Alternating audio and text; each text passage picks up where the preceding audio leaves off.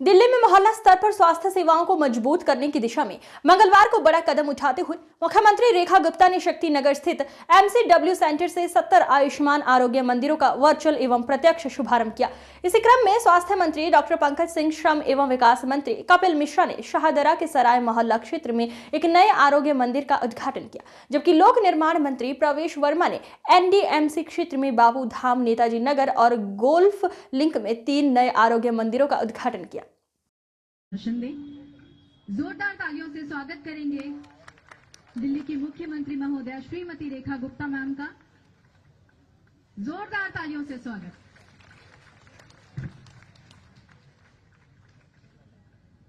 बहुत बहुत धन्यवाद। अक्सर लोग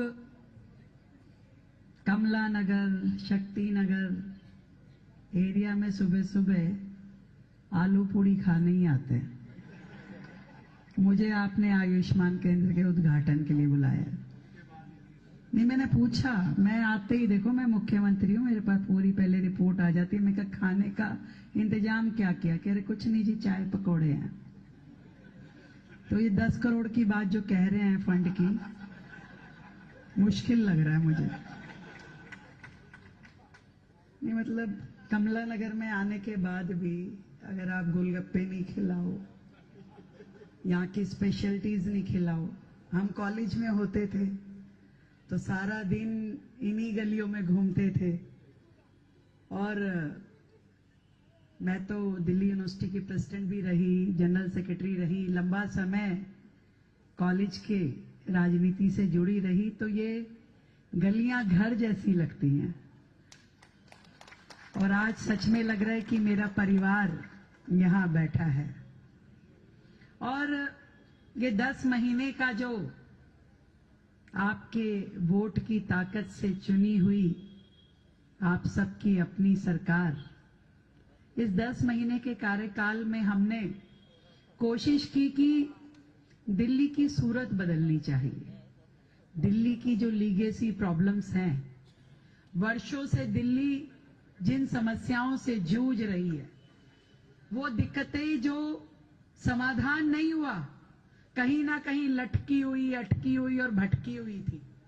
मैं आपसे पूछना चाहती हूं, 10-11 साल आपके पिछले विधायक कभी आप लोगों के बीच में इस प्रकार से आए?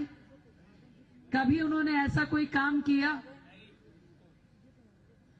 इतने वर्षों से मैं जितनी बार इस क्षेत्र से निकलती हूं, टूटी हुई सड़कों के अलावा कुछ नजर नहीं आया।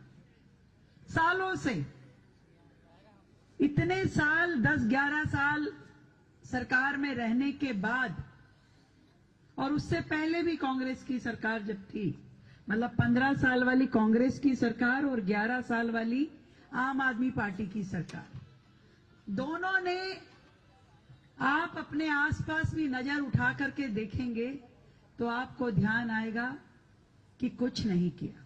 वर्षों से इसी स्थिति में हम रहते हैं, इन्हीं समस्याओं से जूझ रहे हैं। आज भी आधी दिल्ली, सुन के हैरानी होती है कि आज भी आधी दिल्ली में सीवर की लाइनें नहीं है, पानी की पाइपलाइंस नहीं है। आज भी दिल्ली का एक बहुत बड़ा हिस्सा टैंकर्स की सप्लाई पे ही जीवित है। पानी सीधा नल से नहीं आता। देश की राजधानी में 27 साल बाद भारतीय जनता पार्टी की सरकार दिल्ली में आई है, और उसके बाद से ही हमने कैसे दिल्ली की इन समस्याओं के समाधान मिले। मॉडल टाउन विधानसभा तो आधा टाइम पानी में डूबी रहती थी।